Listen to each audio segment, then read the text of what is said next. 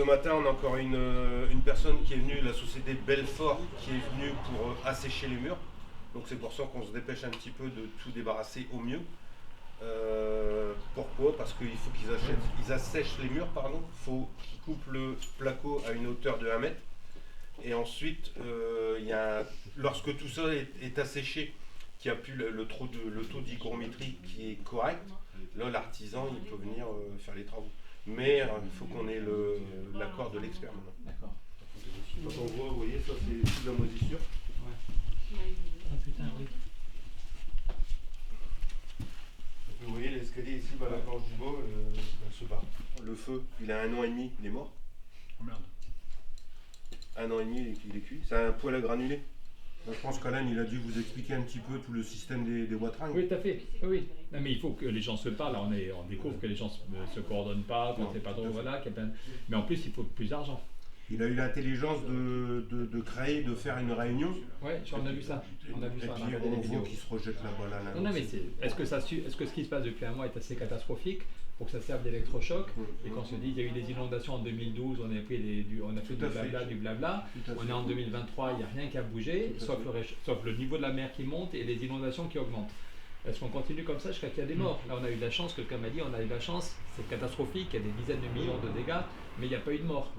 Donc en même temps il faut foutre un coup de pied à la fourmilière pour que les gens se parlent, il faut qu'il ait du soutien. Parce que... Évidemment c'est pour ça qu'on est là, et inversement il faut qu'il y ait des soutiens pour dire on arrête, le lobby des banques doit fermer sa bouche, on doit créer une taxe sur la spéculation pour qu'on ait plus d'argent. Parce que c'est très bien si on se coordonne, mais si on n'a pas d'argent, s'il faut déshabiller Pierre pour habiller Paul, il faut couper 10 millions ici pour mettre 10 millions de plus sur les canaux, on ne va pas s'en sortir. Et la bonne nouvelle, c'est que tout le Parlement, droite et gauche, il y a des moments où on s'engueule la droite et la gauche, mais la droite et gauche, on dit qu'il faut une taxe sur la spéculation. On est tous d'accord pour dire qu'il faut une taxe sur la spéculation. Donc on aimerait que les élus locaux, que les agriculteurs, que les gens comme vous se mettent en mouvement pour nous aider. Il n'est pas du tout dans le dépassement de ce temps. Quand on a ouvert la porte et qu'on s'est aperçu qu'il n'y a plus rien, tout se casse la gueule dans la maison. Ici, par chance, j'ai réussi à soulever un peu le pont avant qu'il y ait l'eau. Mais aussitôt qu'il y avait l'eau, ce qui est logique, les pompiers nous ont dit de couper le courant et d'évacuer. Mais après, plus de courant, je peux plus monter l'eau. Alors par chance, tout ce qui est sécurité, c'est là-dedans. Ouais, c'est mécanique. Donc c'est bon, c'est pas, mais les colonnes, elles ont été dans l'eau. Mais il y en a aussi des petites entreprises comme ça qui... comme petite entreprise, c'est micro-entreprise. Hein, en EURL. Ouais, mais qui prennent cher pendant un mois. Hein.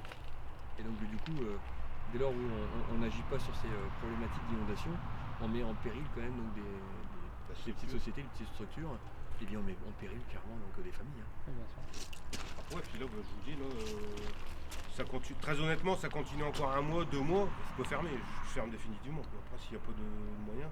Hier, je sais pas, je te l'ai dit, entre hier et aujourd'hui, 5 clients j'ai perdu. 5 clients. Parce que bon, malheureusement, il y a énormément de sinistrés. Ah ouais. Je comprends aussi que les experts, ils ont du travail, ça je peux le comprendre. Mais moi, ce que j'essaie de leur faire comprendre, c'est qu'ils se dépêchent un petit peu pour les sociétés. Parce que les sociétés, ils peuvent pas travailler, ils n'ont pas de revenus, ils n'ont pas de moyens. Puis moi, c'est pas une grosse structure, que je veux dire. On travaille pas, on n'a pas de salaire.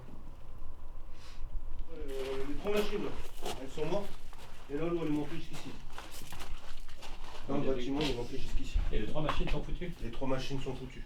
Donc, je suis allé chez AD faire un devis. Et là, ça fait 2 semaines, 3 semaines qu'il a non, 1 semaine et demie, on va dire, qu'il a le devis entre les mains. Il y en a pour combien là pour les 3 machines? Là, à peu près un petit 8 000 € net. Pour les 3 au total? Ouais. Mais le bâtiment, il n'a pas trop souffert, ça va? Ça apparemment, il sèche bien, ça va. Mais je vous dis, c'est pas logique. Là, il y a combien de temps, Alain, qu'on a pu l'eau ici à peu près? 1 semaine, 1 semaine et demie? 1 semaine et demie, ouais, à peu près. C'est pas l'harceler, mais bon, je lui fais comprendre, écoutez, monsieur, moi, tout le temps que j'ai pas de machine, je peux pas travailler. J'ai pas de moyens. Il faut comment, je crois, il n'y a pas de revenus, il n'y a pas de salaire, il n'y a rien. Un mois qu'il n'y a pas de salaire. Bon, il y a une petite réserve, mais bon, à force de piocher dedans la réserve. Il n'y a plus rien. Mais par contre, les charges, on ne nous oublie pas. Ah oui? Les charges, il faut les payer. Il y a quoi comme charge qui continue? J'ai eu le RSI, j'ai la CFE qui a payé là récemment, la TVA. Ah oui? Et on ne peut pas demander 1 mois ou 2 mois de décalage? Non? Ils n'acceptent pas? Alors honnêtement, moi j'ai pas demandé, comme la comptable, moi j'ai un comptable, comptable il dit on peut la retarder, il m'a dit dans tous les cas vous allez devoir la payer. Donc autant enfin c'est ce qu'elle m'a dit, elle dit maintenant si vous voulez qu'on décale, on le décale. Je dis non, payez-le comme ça, moi je suis tranquille. Mais si c'est dans un mois ou dans 2 mois qu'il faut la payer, dans tous les cas il faudra la payer. Mais je vous dis... Alors on va déjà ramener ce que les enfants ont confectionné. Voilà. Mais je vais faire avec vous juste après. Vous voyez comment ça va et après vous pouvez aller chercher un. À bientôt les amis, bon merci. Je viens dans ta voiture pour que tu m'expliques tout, ça t'embête pas? Et on fait comme ça? C'est quoi, c'est depuis 2012 au moins que le problème est sur la table et que ça ne bouge pas? Alors, les agriculteurs qu'on a vus nous ont montré déjà qu'en 2012 il y avait eu des gros problèmes d'inondation, il y avait eu des promesses de faire des investissements et que c'est toujours pas le cas.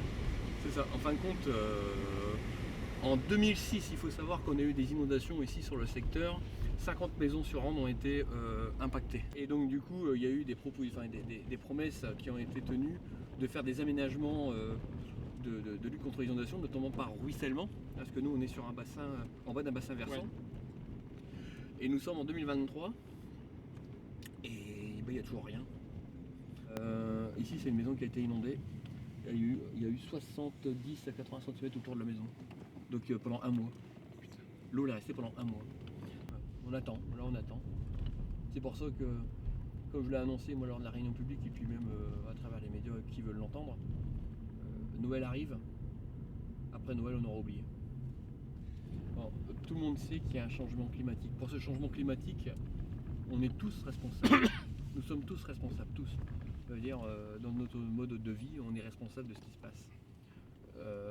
Pour autant, on a des institutions qui ont été donc mandatées pour essayer donc de préserver les habitations, les cultures. Et ben, c'est à eux de venir compenser donc la situation. Des choses que là, pour l'instant, mais il faut en même temps limiter le réchauffement climatique. L'autre jour, je voyais Borloo, qui est quelqu'un de la région, qui disait quand il a fait le Grenelle de l'environnement, c'était quoi en 2003 ou je sais plus, 2005, je sais plus. Tout le monde était d'accord, droite et gauche, pour faire 400 000 vraies rénovations thermiques. 400 000 rénovations thermiques chaque année. Tout le monde était d'accord. On en a fait seulement 13 000 l'an dernier. Et donc les gens continuent à mettre le chauffage ou à avoir froid l'hiver et à faire du CO2. Donc elles sont en même temps capables de limiter le CO2 pour limiter le réchauffement, mais en même temps sans attendre d'avoir des politiques d'adaptation et qu'ici on vous protège des inondations. C'est ça. Et la bonne nouvelle, que moi j'ai été rapporteur général du budget il y a 2 ans au Parlement, donc si le Parlement m'a demandé d'être le mec qui négocie tout le budget, c'est peut-être que je m'y connais un peu, et bien la bonne nouvelle c'est qu'on peut trouver de l'argent au niveau européen pour aider ce qui se passe au niveau local. Mais est-ce que oui ou non, on crée une petite taxe sur la spéculation? C'est la principale demande de tout le Parlement, toutes les familles politiques confondues. Il faut trouver des dizaines de milliards pour limiter le réchauffement et pour limiter les catastrophes comme les inondations. Et on a entendu les gilets jaunes, c'est pas ceux qui gagnent 1000 ou 2000 par mois qu'il faut taxer. Par contre, les marchés financiers, vendredi à la une des Échos, les marchés sont euphoriques, il n'y a jamais eu autant d'argent sur les marchés. Donc le Parlement demande une taxe de 0,1%. 0,1%. Tout le monde paye de la TVA, même les gens qui dorment dans la rue, ils payent 5,5 de TVA pour manger. Et aujourd'hui, la TVA sur les marchés financiers, c'est 0,0.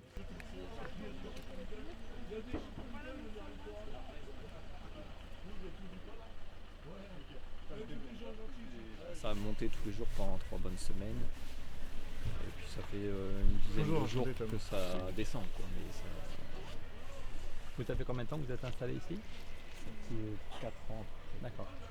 Bon, malheureusement, ça a tapé un moment où l'automne a été très doux et donc toutes les cultures d'extérieur étaient encore en plein champ. On ne peut pas récolter des cultures trop tôt parce qu'en fait, elles n'étaient pas en dormance. Un navet qu'on récolte en octobre quand il fait 20 degrés, on le met une semaine au frigo, il est foutu parce que c'est trop fragile. Et maintenant il fait froid, mais entre deux, il y a eu un mois d'eau où il y avait 80 cm d'eau partout pendant un mois. Là, c'est 100% de perte. Au début, l'assurance nous a dit non, vous n'êtes pas assuré contre les inondations et en tous les cas, dès que ça passe à catastrophe naturelle, c'est l'État qui voit. Donc, il faut voir tout avec l'État, mais on paye une assurance. Et nous dit oui, non, mais si vous ne payerez pas des assurances, vous ne verrez même pas avec l'État. Mais aujourd'hui, on n'a même pas de réponse de rien de la DDT, on ne connaît pas le parcours. Il devait se mettre une aide en place aussi par rapport à la MSA, qui ne se met pas en place non plus. Et c'est déjà plus de 35 jours qu'a commencé la catastrophe. Donc, Mais la chance qu'on a, entre guillemets, c'est que ce qui est affecté aujourd'hui dans le coin et aussi surtout dans le marais de Marois, c'est le maraîchage, quoi. Et c'est parce que c'est la première fois, je pense, où le maraîchage est aussi durement touché à cette échelle-là, en tout cas. Et donc, du coup, on va probablement devoir vraiment traiter le cas des maraîchers, quoi. Alors qu'il y a 1 an et demi, quand il y avait la tempête Eunice, on le sait parce qu'on était personnellement dans la réunion à Arras, etc. Entre 1 mois et 2 mois après la tempête, on a la réunion pour voir les aides qui pouvaient être mises en place. Et on a parlé de quoi cette réunion-là? On a parlé du gel pour les arboriculteurs qui venait de se produire. Et en fait, on l'a su en discutant avec les gens que la veille du gel, ils étaient en train déjà de calculer l'enveloppe qui allait aux arboriculteurs. C'était, on savait qu'il allait y avoir du gel, donc on calcule combien on va leur donner pour un événement qui n'a pas eu lieu, alors que nous, 1 mois ou 2 après un événement qui a eu lieu, et ben en fait on était toujours en train de dire est-ce qu'on va leur donner quelque chose ou pas, et en fait comme les arboriculteurs n'ont pas tout utilisé, on a eu ensuite un reste d'enveloppe de l'arboriculture, quoi. Je dis pas qu'il faut pas les aider non plus, mais je dis que clairement le maraîchage et encore plus à petite échelle, en diversifié, etc. c'est vraiment le dernière roue du carrosse, mais là il va falloir parler maraîchage parce qu'au Marois, où c'est quand même réputé pour être un gros spot de maraîchage, c'est l'apocalypse, quoi, aussi. Donc, on sent toujours un mépris très fort par rapport à ce métier, et c'est pour ça aussi qu'on a perdu déjà des collègues, hein. Non, mais donc nous on se bat, je ne sais pas si Alan vous a raconté, moi je suis député, ça fait longtemps que je travaille avec Jean Jouzel, un grand climatologue sur ces questions. Ouais. Depuis 4 ans je suis député européen et je me bats pour qu'on trouve des dizaines de milliards pour en même temps limiter le réchauffement climatique avec des politiques de transport en commun, de rénovation thermique, d'aide à l'agriculture, et en même temps limiter les conséquences, que ce soit en Europe ou en Afrique. Voilà. Donc on se bat, j'ai fait voter 2 rapports encore cette année où le Parlement européen dit qu'il faut trouver des dizaines de milliards, qu'on a entendu les gilets jaunes, c'est pas ceux qui gagnent 1000 ou 2000 par mois qui doivent être taxés, et le Parlement européen demande une taxe sur les marchés financiers, une petite taxe de 0,1%, et qui donnerait 60 milliards d'euros chaque année. Et si on sait qu'on a 60 milliards d'euros chaque année, on peut en même temps lutter contre le CO2 avec la rénovation thermique, les transports en commun, et en même temps aider ceux qui sont quand même qui ont les conséquences, et en même temps limiter les conséquences en entretenant les berges, en faisant des... Voilà. Mais pour tout ça, on sait que c'est au niveau local qu'on voit les problèmes, c'est au niveau local qu'on invente des solutions, mais c'est au niveau local qu'on se heurte, on s'engueule parce qu'on n'a pas d'argent. Donc est-ce que l'Europe est capable de débloquer des financements et qui arrivent immédiatement au niveau local? Nous, ce qu'on essayait de dire et de répéter la réunion, partout, etc., c'était que tout le monde en parle comme d'un petit problème local. Alors ici, il y a les watringues, vous voyez tout le système de fossés, de drainage, etc. Donc on paye un impôt qui s'appelle aussi les watringues. Et puis tout le monde râle parce que c'est toujours trop cher. Alors qu'en fait, c'est, je sais pas, c'est mon père qui est propriétaire du terrain. Je sais pas combien c'est le terrain ici, mais je sais pas, une centaine d'euros. Non, c'est pas que c'est trop cher. C'est pas pour ça que les gens râlent. C'est une inégalité, je dis qu'il y a des endroits qui ne payent pas. C'est de savoir, non plus, c'est de savoir à quoi ça sert, Oui. ce qui est fait, et les gens râlent aussi parce que ceux qui sont inondés payent cette taxe, et ceux qui inondent ne la payent pas. Eux ne le payent pas. Ça tient pas debout, cette idée que les gens qui sont les pieds dans l'eau payent un impôt pour leur eau qui est sous leurs pieds, alors qu'en fait c'est une évidence que c'est un problème de bassin versant. Enfin, au minimum, c'est incontestable. Nous, ce qu'on dit, c'est que c'est un problème européen avec le réchauffement climatique, et que là où il y a le plus d'argent disponible, c'est au niveau européen. Je peux être trop long, mais quand tu vois que la Banque centrale a créé 4500 milliards d'euros depuis 6 ans, est-ce qu'on utilise autrement l'argent de la Banque centrale? La plupart des gens n'y comprennent rien, mais quand tu as des gens spécialistes qui tu te dis, il y a eu 4500 milliards d'euros qui ont été créés par la Banque centrale, qu'on a donné aux banques sans aucun contrôle. C'est pour ça que les marchés financiers sont aussi hauts. Est-ce qu'on ne pourrait pas utiliser cet argent pour des investissements ici?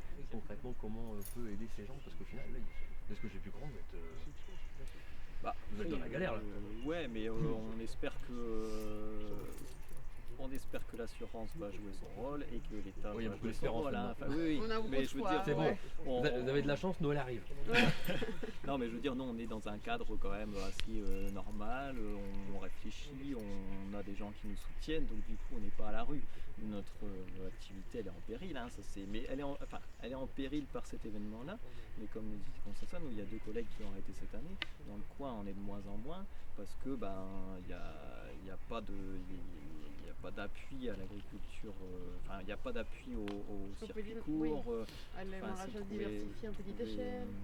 Alors que en fait l'inflation elle nous concerne très peu, nos prix ils ont plutôt même diminué par rapport à l'année dernière, parce que jusqu'à maintenant c'était une année où ça allait bien, quoi. Donc tout porte à penser que des entreprises comme la nôtre devraient se développer, mais en fait il y en a de moins en moins.